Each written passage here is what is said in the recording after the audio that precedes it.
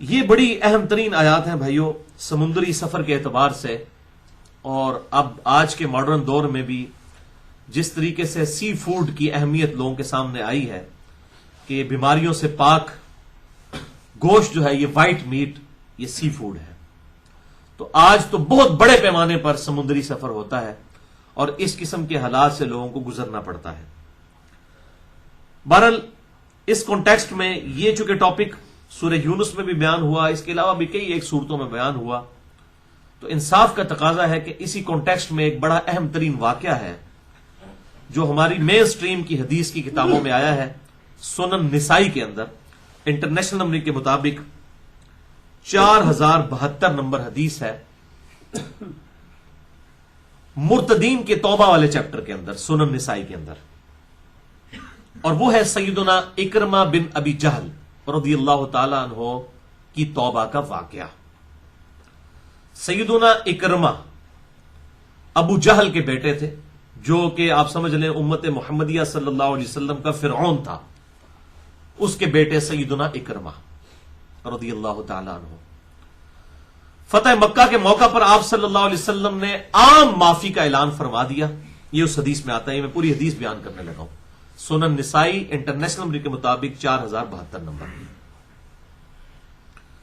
فتح مکہ کے موقع پر آپ صلی اللہ علیہ وسلم نے عام معافی کا اعلان فرما دیا اور فرمایا کہ تمام کے لیے امن ہے سوائے 4 لوگوں کے، اور ان کا معاملہ ایسا ہے کہ اگر انہیں تم غلاف کعبہ میں بھی لپٹا ہوا پاؤ جو کہ حرم کی جگہ ہے، حرم میں آپ کسی کو ضرر کے ساتھ تھپڑ بھی نہیں مار سکتے، کوئی زمین سے کوئی پودا نہیں اکھاڑ سکتے، کسی کو تکلیف نہیں دے سکتے، اور پھر خانہ کعبہ اس حرم کا مرکز، اس کے غلاف میں بھی اگر چھپے ہوئے ہوں یہ 4 بندے، تو ان کے لیے کوئی معافی نہیں ہے، ان کو وہاں پر بھی قتل کر دینا۔ اور وہ 4 بندے کون سے تھے؟ نمبر 1 اکرمہ بن ابی جہل، نمبر 2 عبداللہ بن خطل، نمبر 3 مقیس بن سبابہ، اور نمبر 4 عبداللہ بن سعد بن ابی سرح۔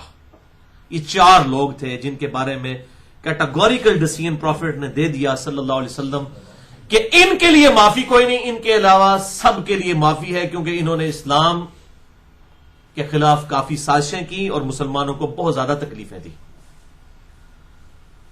ان میں سے جو عبداللہ بن خطل تھا یہ غلاف کعبہ میں چھپ گیا، واقعی ایسا ہوا، تو صحابہ اکرام علیہم رضوان نے اسے پکڑ کر قتل کر دیا۔ دوسرا مقیس بن سبابہ، یہ بازار میں سے گزر رہا تھا، صحابہ کرام علیہم رضوان نے اسے پہچان لیا اور پکڑ کر وہیں پر اس کو قتل کر دیا۔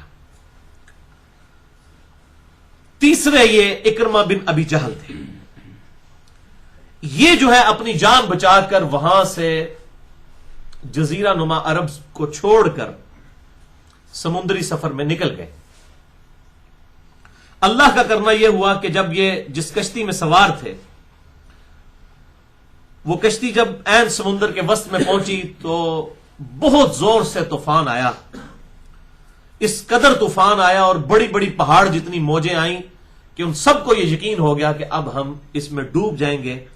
تو وہ مشرکین عرب، شرک کرنے والے بت پرست لوگ، انہوں نے وہاں پر اللہ کو مدد کے لیے پکارنا شروع کر دیا کہ اے اللہ تو ہی ہمیں آج نجات دے سکتا ہے، تیرے علاوہ کوئی اور ہستی نہیں دے سکتی۔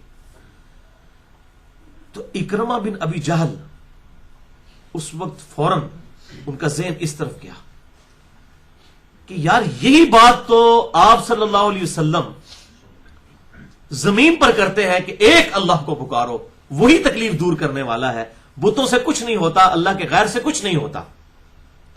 اور اب یہ بت پرست پوری زندگی آپ صلی اللہ علیہ وسلم کے دشمن رہے، اب سمندر کے اندر آ کر انہوں نے بھی اللہ ہی کو پکارنا شروع کر دیے، تو انہوں نے کہا بھائی اللہ کو کیوں پکار رہے ہو، اب اپنے بتوں کو کیوں نہیں پکارتے ہو، لات کو، عزا کو، حبل کو؟ تو انہوں نے کہا وہ بت ادھر کام نہیں آتے، اس سے صرف اللہ ہی نجات چھڑا سکتا ہے، نجات اللہ ہی دے سکتا ہے، اس مصیبت سے جان وہی چھڑا سکتا ہے۔ تو اس وقت اکرمہ بن ابی جہل نے دل میں یہ نیت کی کہ اے اللہ اگر آج تو نے مجھے بچا لیا تو میں جا کر محمد صلی اللہ علیہ وسلم کے ہاتھوں میں ہاتھ دے کر اسلام قبول کر لوں گا، کیونکہ وہ بڑے شفیق اور درگزر فرمانے والی ہستی ہے۔ یہ انہوں نے دل میں اللہ تعالیٰ سے دعا کی، وہ دعا قبول ہو گئی، ان کو نجات مل گئی تو وہ فوراً جیسے ہی ساحل پر پہنچے آپ صلی اللہ علیہ وسلم کی خدمت میں حاضر ہو کر ہاتھوں میں ہاتھ دے کر اسلام قبول کر لیا.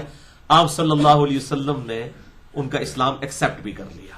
سیدنا اکرمہ بن ابی جہل رضی اللہ تعالی عنہ، اور پھر یہ پکے مؤمن بھی ثابت ہوئے. سیدنا خالد بن ولید کے یہ قریبی رشتہ دار تھے، اور جنگ یرموک میں جب رومن امپائر کو گرایا گیا سیدنا عمر فاروق رضی اللہ تعالیٰ عنہ کے مبارک دور میں، تو اس وقت مسلمانوں کی طرف سے جو بڑے بڑے 4 سپہ سالار تھے ان میں سے ایک یہ تھے. یعنی ٹاپ آف دا لسٹ تو سیدنا ابو عبیدہ ابن جراح تھے، پھر سیدنا خالد ابن ولید، سیدنا یزید ابن ابی سفیان جو کہ حضرت امیر معاویہ رضی اللہ تعالیٰ عنہ کے بڑے بھائی تھے، اور انہی کی وجہ سے حضرت امیر معاویہ رضی اللہ تعالیٰ عنہ بھی پھر بعد میں منظر عام میں آئے. اصل میں یہ پرسنالٹی تھی یزید بن ابی سفیان، جو یزید ابن معاویہ کے تایا لگتے تھے، اور معاویہ بن ابی سفیان کے بڑے بھائی یزید بن ابی سفیان. اور چوتھے یہ سیدنا اکرمہ بن ابی جہل رضی اللہ عنہم اجمعین. تو یہ ان میں شامل تھے. جنگ یرموک میں انہوں نے بہادری کے جوہر دکھائے، اور اسی دوران یہ شہید بھی ہو گئے سیدنا اکرمہ بن ابی جہل. آپ دیکھ لیں 3-4 سال صرف اسلام کی حالت میں گزارے ہیں، اور اللہ تبارک و تعالیٰ نے ان کو کس مرتبے پر پہنچا دیا کہ باپ جو ہے وہ اس امت کا فرعون ہے، اور سیدنا اکرمہ بن ابی جہل رضی اللہ تعالیٰ عنہ ہے. یعنی پوری امت جتنا بھی مرتبہ کوئی حاصل کر لے سیدنا اکرمہ بن ابی جہل تک نہیں پہنچ سکتی، کیونکہ صحابی تھے، اور پھر صحابی بننے کے بعد واقعی انہوں نے صحابیت نبھائی بھی. اسلام کے لیے انہوں نے جان دی. اگر وہ اسلام کے دشمن تھے تو جان بھی اپنی پھر اسلام کے لیے انہوں نے اللہ تعالیٰ کی راہ میں قربان کی. اللہ تعالیٰ ان سے راضی ہو، اور اللہ تعالیٰ ان کے نیک کاموں کا انہیں اجر عطا فرمائے، ان کی برائیوں سے درگزر فرمائے. آمین. یہ 3 بندے ہو گئے. چوتھا جو عبداللہ بن سعد بن ابی سرح تھا، یہ سیدنا عثمان غنی رضی اللہ تعالیٰ عنہ کا رشتہ دار تھا، اور سیدنا عثمان ذرا نرم دل تھے. انہوں نے اپنے اس رشتہ دار کو چھپا لیا، بجائے یہ کہ آپ صلی اللہ علیہ وسلم کے حکم پر عمل کرتے. ان کے اندر جو ایک شفقت کا مادہ پایا جاتا تھا، سمجھ لیں ان کی ایک کمزوری تھی، اس کمزوری کی وجہ سے انہوں نے ان کو چھپا لیا. اور یہ کمزوری ان کی صحابہ کرام علیہم رضوان کو معلوم تھی. سنن نبی داؤد کے اندر حدیث موجود ہے کہ سیدنا عمر ابن خطاب رضی اللہ تعالیٰ عنہ امیر المومنین نے اپنے ایک ساتھی کو جو ہے وہ ایک عیسائی پادری کے پاس بھیجا اور کہا کہ بتاؤ کہ تمہاری کتابوں میں میرے بارے میں کیا لکھا ہوا ہے. عیسائی یا یہودی تھا وہ پادری. تو اس نے بتایا کہ آپ جو ہیں وہ آہنی دیوار ہے، لوہے کی دیوار ہے. اور یہ تو بخاری اور مسلم کی حدیث ہے کہ میری امت اور فتنوں کے درمیان ایک دروازہ ہے، جب اس دروازے کو توڑ دیا جائے گا تو میری امت پر فتنے شروع ہو جائیں گے، اور وہ دروازہ عمر ہے. یعنی سیدنا عمر کی شہادت امت پہ فتنہ جو سب سے بڑا ٹوٹا ہے وہ سیدنا عمر کی شہادت ہے رضی اللہ تعالیٰ عنہ. سیدنا ابو بکر اور عمر رضی اللہ تعالی عنہما کی خلافت راشدہ جو ہے یہ خلافت راشدہ محفوظہ ہے. یہ اللہ تعالیٰ کی طرف سے اسپیشل پروٹیکشن ہے، یہ محفوظ خلافت ہے. لیکن اس کے بعد جو 2 خلافتیں ہیں سیدنا عثمان اور سیدنا علی رضی اللہ عنہما، یہ خلافت مفتونہ ہے، فتنوں کا دور ہے. اور وہ سب سے بڑا فتنہ سیدنا عمر کی شہادت. تو آپ نے فرمایا کہ اس سے پوچھو کہ میرے بعد جو خلیفہ بنے گا تمہاری کتابیں کیا کہتی ہیں. سورہ الفتح میں آیا نا کہ نبی صلی اللہ علیہ وسلم کے صحابہ کرام کا ذکر جو ہے تورات اور انجیل کے اندر موجود ہے. محمد الرسول اللہ والذین معہ اشداء علی الکفار رحماء بینہم تراہم رکعا سجدا یبتغون فضلا من اللہ. اس کے بعد آگے چلتا ہے کہ مثلہم فی التوراۃ ومثلہم فی الانجیل. ان کا ذکر جو ہے وہ تورات اور انجیل کے اندر بھی اللہ تعالیٰ نے ان کی خوبیوں کا ذکر کیا. تو انہوں نے کہا آپ کے بعد جو خلیفہ ہوگا وہ ہوگا تو نیک، لیکن اس میں ایک کمزوری پائی جاتی ہوگی، وہ رشتہ داروں کے معاملے میں کمزور ہوگا، اپنے رشتہ داروں کو نوازے گا. تو سیدنا عمر کی زبان سے 3 دفعہ یہ الفاظ نکلے. آپ ان کو حضرت عمر کی کرامت ہی کہیں یا ان کی آبزرویشن تھے، جب ساتھی ساتھ رہتے ہیں تو ایک دوسرے کو پہچانتے ہیں. تو سیدنا عمر نے کہا خدا عثمان پر رحم کرے، خدا عثمان پر رحم کرے، خدا عثمان پر رحم کرے. 3 بار سیدنا عمر. یعنی حضرت عمر کو پتا تھا کہ یہ عثمان ہی ہو سکتا ہے ایسا، کیونکہ اس کے پیچھے یہ واقعہ تھا، اکرمہ بن ابی جہل والا پورا واقعہ جو سنن نسائی میں آیا، اس کو میں بعد میں کمپلیٹ کرتا ہوں. پوچھا اس کے بعد جو خلیفہ، کہا کہ خلیفہ تو نیک ہوگا لیکن اس وقت تلوار جو ہے وہ نیام سے باہر آ چکی ہوگی، یعنی کہ فتنہ ایسا ہو چکا ہوگا کہ وہ اس خلیفے سے بھی پھر کنٹرول نہیں ہوگا. اور اس کی بھی حدیث سنن نسائی الکبریٰ کے اندر موجود ہے. آپ صلی اللہ علیہ وسلم نے فرمایا، سیدنا عمار بن یاسر اور سیدنا علی بن ابی طالب اکٹھے تھے، آپ نے ان کو مخاطب کر کے فرمایا کہ میں تمہیں ان دو بڑے بدبختوں کا نہ بتا دوں جو سب سے بڑے انسانیت میں بدبخت ہے. پہلا بدبخت وہ تھا جس نے قوم سمود کی اونٹنی کو قتل کر دیا تھا، اور جب قوم سمود کی اونٹنی قتل ہوئی تھی، صالح علیہ السلام کی قوم نے یہ حرکت کی، جس شخص نے کی اس کے بعد اللہ تعالیٰ کی طرف سے عذاب آ گیا. یہ اگلے وقتوں میں سب سے بڑا بدبخت تھا، اور میری امت کا سب سے بڑا بدبخت وہ ہوگا جو اے علی تمہیں قتل کرے گا اور تمہارے سر پر وہ تلوار مارے گا اور تمہاری داڑھی کو تمہارے سر کے خون سے رنگ دے گا. یہ دوسرا بڑا بدبخت ہوگا. یعنی جس طرح قوم سمود کو قتل کرنے سے امت پر عذاب آ گیا حضرت صالح علیہ السلام کی امت پر، اس امت پر عذاب سیدنا علی کو شہید کرنے کی وجہ سے آیا، کیونکہ سیدنا علی ایک آخری کوشش تھے کہ کسی طریقے سے ابو بکر و عمر کی جو خلافت محفوظہ ہے اس کو دوبارہ سے بحال کر دیا جائے، جو سیدنا عثمان غنی رضی اللہ تعالیٰ عنہ کے چند گورنروں کی وجہ سے سپائل ہو چکی تھی. سیدنا عثمان کی وجہ سے نہیں، ان کے گورنروں کی وجہ سے. وہ صحیح مسلم میں اٹھا کے دیکھ لیں آپ، ولید بن عقبہ بن ابی معیط کا بیٹا، جو صحیح بخاری میں آتا ہے، آپ صلی اللہ علیہ وسلم کی اس نے کمر کے اوپر اوجڑی رکھ دی تھی، اس کا بیٹا ولید بن عقبہ معافی مانگ کے مسلمان ہو گیا فتح مکہ پر. اس کو حضرت عثمان نے جو ہے وہ کوفے کا گورنر لگا دیا، حالانکہ حضرت عمر نے کہا تھا کہ جو لوگ فتح مکہ پہ مسلمان ہوئے ان کی 3 نسلوں میں بھی کسی کو کسی عہدے پر فائز نہ کرنا، کیونکہ ان کی ابھی برین واشنگ اس طرح نہیں ہوئی ہے، ان کی تربیت اس طرح نہیں ہوئی ہے جس طرح سابقون الاولون کی ہوئی ہے. سیدنا ابو بکر صدیق رضی اللہ تعالیٰ عنہ کی عمر 61 سال تھی، بوڑھے تھے جب ان کو خلیفہ چنا گیا، کیونکہ ان کی بہادری کے اوپر تو نہیں چنا گیا، ان کی نیکی کے اوپر چنا گیا، ان کے تقوی کے اوپر ان کو چنا گیا تھا. بعد سیدنا عثمان کی نیت یہ تھی کہ میں تالیف قلب کے لیے نیو مسلمز کو عہدوں پر لگاؤں. وہ عہدوں پر تو لگایا، لیکن انہوں نے پھر جو گل کھلائے وہ صحیح مسلم کھول کر آپ دیکھ لیجئے، شراب والے چیپٹر کے اندر، شراب کی جو سزا کی حدود والا چیپٹر ہے، تو یہی ولید بن عقبہ، اس نے کوفے کی جامعہ مسجد میں شراب پی کر فجر کی نماز پڑھائی، فجر کی نماز شراب پی کر، اور سلام پھیر کے کہتا ہے میں 2 پڑھائیاں نے کہ 4 پڑھائیاں نے. اب صحابہ کرام قریب آئے، انہوں نے سونگا تو اس کے منہ سے بدبو آ رہی تھی. انہوں نے حضرت عثمان غنی رضی اللہ، یعنی کہ اس کی کافی دفعہ ایکٹیویٹیز ہوئی، الٹیمیٹلی حضرت عثمان غنی کو انہوں نے خط لکھا اور اس کو کہا کہ تجھے تو ہم نے اپنا گورنر اب نہیں رہنے دینا. ابو موسیٰ اشعری رضی اللہ تعالیٰ عنہ کو گورنر بنا لیا، لوگوں نے خود ہی ڈسکین کر لیا.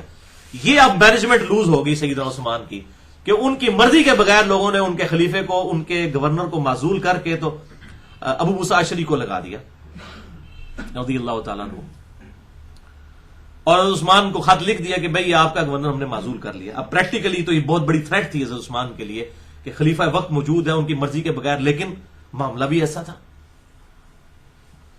اچھا، اس واقعے کا ذکر اشارتاً صحیح بخاری میں بھی ملتا ہے حضرت عثمان والے چیپٹر کے اندر، صحیح مسلم میں پوری ڈیٹیل ہے. اب وہ لایا گیا حضرت عثمان کے پاس، حضرت عثمان نے کہا کہ اس کو تو میں کوڑے لگاؤں گا، اور میں سن رہا ہوں کہ لوگ کہہ رہے ہیں کہ یہ رشتہ دار ہے اور یہ ہے وہ ہے، میں تو اس کو نہیں رشتہ داری کی وجہ سے چھوڑتا. تو آپ نے سیدنا علی سے کہا کہ علی اٹھو اور اسے کوڑے لگاؤ. صحیح مسلم. سیدنا علی رضی اللہ تعالیٰ عنہ نے حضرت حسن ابن علی اپنے بیٹے سے کہا، حضرت حسین کے جو بڑے بھائی تھے، کہ حسن اٹھ اور اسے کوڑے لگا، وہ شراب کی سزا ہے، کوڑے لگائے جائیں گے. تو حضرت عثمان، حضرت جو حسن ابن علی تھے وہ غصے میں آ گئے. انہوں نے کہا کہ جو شخص ان کی میٹھی کھاتا ہے وہی ان کی کڑویاں بھی چکھے، ہمیں کیوں دشمنیاں لگواتا ہے ان کے ساتھ. یعنی وہ حضرت عثمان کی طرف کنایا انہوں نے کیا کہ حضرت عثمان نے اس کو لگایا تھا، اب جب کوڑے مارنے کی باری آئی ہے تو خود لگائیں اس کو، کیونکہ اس وقت قبائلی تعصب بھی بہت تھا نا، وہ بنو امیہ سے تھا، یہ بنو ہاشم سے تھے. انہوں نے کہا ساڑھے متھے کیوں لاندے ہو. وہ بڑے سخت لفظ بولے اور کہا کہ جو ان کی میٹھی کھاتا ہے وہی کڑوی بھی چکھے، ہم کیوں چکھے. اور یہ کہہ کے غصے سے وہاں سے چلے گئے. انہوں نے اپنے باپ کی بھی بات نہیں مانی. یعنی اتنا ریونج پایا جاتا تھا. یہ بالکل جھوٹ بولتے ہیں کہ جی عبداللہ بن سبا تھا جس نے ایک عبداللہ بن سبا نے 40-50 ہزار صحابہ کی مت مار دی، نعوذ باللہ من ذالک. وہ بیوقوف تھے، اتنے سمجھدار لوگ تھے. یہ پالیسیز تھیں جن کا ریونج پھر سامنے آیا. کوئی عبداللہ بن سبا والا رولا نہیں ہے. عبداللہ بن سبا کا فتنہ بعد میں آیا ہے. حضرت عثمان کی شہادت میں اس کا ایک رتی برابر بھی کوئی حصہ نہیں، وہ فتنہ اس وقت موجود ہی نہیں تھا. یہ تو فتنہ ہی بہت بعد کی پیداوار ہے. اسی لیے آپ کو کسی حدیث کی کتاب میں نہیں ملے گا کہ عبداللہ بن سبا کوئی تھا اور اس نے حضرت عثمان کے خلاف اس طریقے سے مہم چلائی. کسی حدیث کی کتاب میں، حدیثوں میں تو بخاری مسلم میں تو یہ مل رہا ہے. اچھا، اب وہ انہوں نے حضرت حسن نے تو کوڑے لگانے سے انکار کر دیا، تو پھر ایک اور شخص وہاں بیٹھا تھا، ان کو حضرت علی نے کہا تو انہوں نے کوڑے لگائے. 40 جب ہوئے تو انہوں نے کہا کہ بس کرو، 40 بہت ہے. حضرت عمر فاروق 80 لگوایا کرتے تھے، آپ صلی اللہ علیہ وسلم 40 لگوایا کرتے تھے. دونوں درست ہیں، لیکن میں آپ صلی اللہ علیہ وسلم کی سنت کو اڈاپٹ کروں گا. 40 لگا کے چھوڑ دیا. تو اس طریقے سے یہ سارے ایشوز پائے جاتے تھے. سیدنا عثمان رضی اللہ تعالیٰ عنہ کے اندر جو شفقت کا پہلو تھا. بل بات کہاں سے کہاں نکل گئی، واپس آئے سنن نسائی انٹرنیشنل نمبر کے مطابق 4072 نمبر. تو چوتھا یہ تھا عبداللہ بن سعد بن ابی سرح. یہ سیدنا عثمان کا رشتہ دار تھا. آپ صلی اللہ علیہ وسلم نے اتنا سخت حکم دیا تھا کہ غلاف کعبہ میں بھی چھپا ہو تو قتل کر دو. سیدنا عثمان نے اسے چھپا لیا اور لا کر آپ صلی اللہ علیہ وسلم کی خدمت میں پیش کیا اور کہا کہ یا رسول اللہ صلی اللہ علیہ وسلم اسے معاف کر دیجئے. اچھا، اس پہ آپ صلی اللہ علیہ وسلم کو غصہ سب سے زیادہ تھا. اس کی وجہ یہ تھی کہ یہ کاتب وحی بھی تھا اور اس کے باوجود مرتد ہو گیا تھا. یہ اسلام لایا، کاتب وحی تھا، مرتد ہو گیا. ایک تو وہ کاتب وحی ہے نا جس کا بخاری اور مسلم میں آتا ہے کہ وہ مر گیا، اسی حالت میں زمین میں دفناتے تھے، زمین اسے قبول نہیں کرتی تھی. آپ صلی اللہ علیہ وسلم کے معجزات والے چیپٹر میں 3 دفعہ دفنایا، 3 دفعہ زمین نے باہر پھینک دیا. ظاہر ہے کاتب وحی کا مرتد ہو جانا پروفٹ کی جو پروفٹ ہوڈ ہے اس کو چیلنج کرنے والی بات ہے. تو کوئی ایسا معاملہ تو نہیں ہے. تو یہ کاتب وحی تھا اور مرتد ہو گیا. اور اس کا ذکر بھی سنن نسائی میں انٹرنیشنل نمبر کے مطابق 4074 نمبر حدیث میں موجود ہے. ابن عباس کہتے ہیں کہ یہ کاتب وحی تھا اور مرتد ہو گیا. اب حضرت عثمان نے جب سامنے پیش کیا اور کہا کہ یا رسول اللہ صلی اللہ علیہ وسلم اس کی توبہ قبول کریں، آپ صلی اللہ علیہ وسلم نے یوں سر مبارک اٹھا کر دیکھا اور آپ نے یوں کیا، پھر آپ نے سر نیچے کر لیا. اب اتنا اشارہ کافی تھا. پھر حضرت عثمان نے کہا یا رسول اللہ صلی اللہ علیہ وسلم اس کی توبہ قبول کر لیں. پھر آپ صلی اللہ علیہ وسلم نے اپنا سر مبارک اٹھایا اور آپ نے یوں فرمایا، نہیں، سر مبارک سے نہیں کا اشارہ دوسری دفعہ بھی کیا. پھر سر نیچے کر لیا. پھر تیسری بار ایسے ہوا، تیسری بار بھی آپ نے یوں فرمایا. پھر چوتھی بار حضرت عثمان نے عرض کیا تو آپ صلی اللہ علیہ وسلم نے فرمایا چلو اس کا اسلام میں ایکسپٹ کرتا ہوں. اسلام ایکسپٹ کر لیا. وہاں سے چلے گئے. جب چلے گئے تو آپ صلی اللہ علیہ وسلم نے باقی اصحاب سے فرمایا یار تم میں کوئی ایک ایسا شریف انسان بھی نہیں تھا کہ تم دیکھ رہے ہو کہ میں نے 3 دفعہ انکار کیا کہ اسے اٹھ کر قتل کر دیتا، جبکہ میں نے یہ بات فرمائی تھی غلاف کعبہ میں بھی چھپا ہوا تو قتل کر دینا، اور تم دیکھ بھی رہے ہو کہ 3 دفعہ میں نے انکار کیا ہے. تم میں سے کسی شخص نے اٹھ کے اسے قتل کیوں نہیں کر دیا؟ تو صحابہ اکرام نے عرض کیا اللہ کے رسول صلی اللہ علیہ وسلم آپ ہمیں ایک دفعہ آنکھ سے اشارہ کر دیتے نا یوں کر کے تو ہم اس کی تکہ بوٹی کر دیتے، اکھ مار دیتے. آپ نے فرمایا نہیں، نبی کی یہ شان نہیں کہ وہ آنکھ سے اشارہ کرے. نبی جس اخلاق کے درجے کے اوپر فائز ہے وہ آنکھ سے اشارہ نہیں کر سکتا. چلیں یہ مطلب کوئی گناہ کا کام نہیں ہے، لیکن پروفٹ کی جو اخلاقی اقدار ہے وَإِنَّكَ لَعَلَىٰ خُلُقٍ عَظِيمٍ، اس کا تقاضا یہ ہے کہ آپ آنکھ مار کے یوں اشارہ نہیں کر سکتے. تو آپ نے فرمایا یہ نبی کی شان نہیں کہ وہ آنکھ مارے. بہرحال اے پھر جناب جنہوں کہتے ہیں نا گاٹے فٹ ہو جانا، اے بندہ پھر گاٹے فٹ ہو گیا. حضرت عثمان نے انہوں بچا تے لیا، لیکن سیدنا عثمان کی شہادت میں بھی جن لوگوں کے کردار تھا اس میں یہ بھی شامل ہوا. عبداللہ بن سعد بن ابی سرح، اور وہ اس طرح کہ یہ مصر کا گورنر اس کو لگا دیا. سنن نسائی 4074 نمبر، اس کو مصر کا گورنر لگا دیا سیدنا عثمان غنی رضی اللہ تعالیٰ نے رشتہ داری کی وجہ سے. یعنی آپ دیکھیں کہ لوگوں کو پتہ نہیں ہے کہ حضرت علی کے ساتھ ہوئی کیا ہے بھائیو. اسی لیے سیدنا علی جب خلیفہ بنے ہیں نا، ان کا پہلا ایگزیکٹو آرڈر یہ تھا کہ جتنے بھی گورنر ہیں حضرت عثمان کے سب معزول، کوئی ایک بھی باقی نہیں رہے گا جن کی وجہ سے حضرت عثمان شہید ہوئے. اور سب نے جو ہے وہ بات مان بھی لی سوائے معاویہ بن ابی سفیان رضی اللہ تعالیٰ عنہ کے، انہوں نے نہیں بات مانی اور وہ اپنی ضد کے اوپر اڑے رہے۔ تو یہی لوگ سبب بنے، انہی کی وجہ سے مصر کے لوگ خلاف ہوئے، پھر وہ حضرت محمد بن ابی بکر کو چنا گیا کہ ان کو مصر میں اس کی جگہ لگا دیا جائے، اس طریقے سے معاملات بگڑتے گئے۔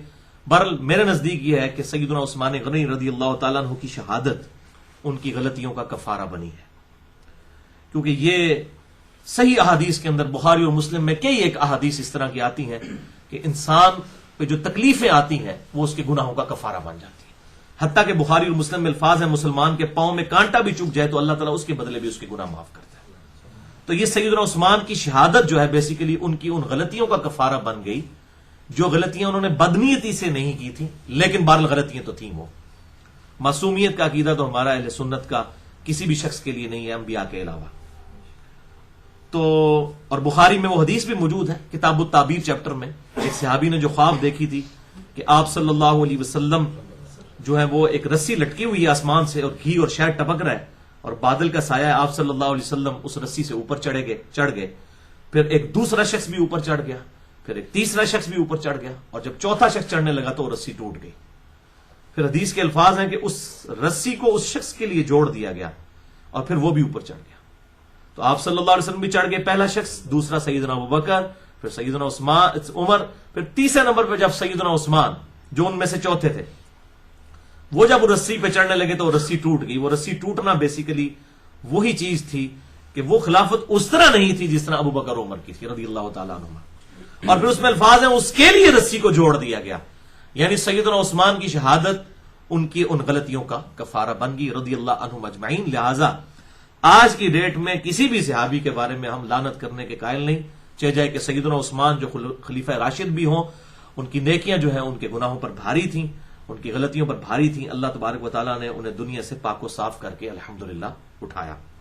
تو یہ ایک پورا واقعہ تھا، اس حوالے سے میں نے اسے انصاف سمجھا کہ اسے ریکارڈنگ میں لے آیا جائے کہ یہ اس طریقے سے یہ معاملہ ہوا ان چار بندوں کا۔ تو اکرمہ بن ابی جہل رضی اللہ تعالیٰ عنہ انہوں نے اسلام قبول کر لیا، باقی دو بندے قتل ہو گئے اور چوتھے بندے کو سیدنا عثمان نے چھپا لیا اور پھر آپ صلی اللہ علیہ وسلم کی خدمت میں پیش کیا، تو آپ نے تو قبول نہیں کیا 3 دفعہ، چوتھی دفعہ پھر آپ صلی اللہ علیہ وسلم نے ایز اے لاسٹ ریزارٹ اس کو ایکسپٹ کیا، لیکن اس کا معاملہ بھی پھر آپ نے دیکھا بعد میں کیا ہوا۔ بہرحال یہ بھی صحابی تھے، ہم ان کو رضی اللہ تعالیٰ عنہ ہی کہیں گے۔ سیدنا عبداللہ بن سعد بن ابی سرح یہ صحابی تھے، یہ پھر حضرت امیر معاویہ کے ساتھ بھی رہے بعد میں، لیکن بعد میں پھر ایک ایسا واقعہ ہوا کہ ان کو جو تاریخ کی کتابوں میں ملتا ہے، احادیث میں تو اتنی ڈیٹیل نہیں آئی ہے، لیکن جب ان کو یہ بات پتہ چل گئی کہ حضرت امیر معاویہ رضی اللہ تعالیٰ عنہ کا جو سٹانس ہے قتل عثمان والا، یہ سٹانس بیسیکلی یہ نہیں ہے، اس کے پیچھے کوئی اور نیت کر فرما ہے، تو پھر یہ ان کا ساتھ بھی چھوڑ گئے۔ یعنی ان کو بالکل آخری وقت میں پتا چلا کہ حضرت امیر معاویہ کی جو بغاوت تھی علی بن ابی طالب کے خلاف، وہ قتل عثمان کی وجہ سے نہیں تھی، انٹینشن کچھ اور تھی، تو یہ اس وقت پھر آخری وقت میں ان کا ساتھ بھی چھوڑ گئے۔ یہ ہماری اتھینٹک جو تاریخ کی کتابیں ہیں ابن کثیر اور طبری اور باقی کتابوں کے اندر یہ چیزیں ملتی ہیں۔ تو بہرحال ان کا آخری وقت جو ہے وہ بڑا اچھا پھر اس اعتبار سے کہ ان کو توبہ نصیب ہو گئی اس حوالے سے، اسی لیے مولانا مودودی رحمہ اللہ نے خلافت و ملوکیت کے اندر ان کو کنڈیم ضرور کیا، لیکن اس کے بعد پھر ان کا ذکر بھی بڑے اچھے طریقے سے کیا کہ پھر وہ ایک اچھے مسلمان بھی بعد میں ثابت ہوئے رضی اللہ عنہم اجمعین۔ اللہ تعالیٰ ان سب کے سب جن لوگوں کا میں نے ذکر کیا ان کی غلطیوں سے درگزر فرمائے، اور اللہ تبارک و تعالیٰ ان کے جو اسلام کے لیے خدمات ہیں ان خدمات کو ان کی غلطیوں کا کفارہ بنا دے، آمین۔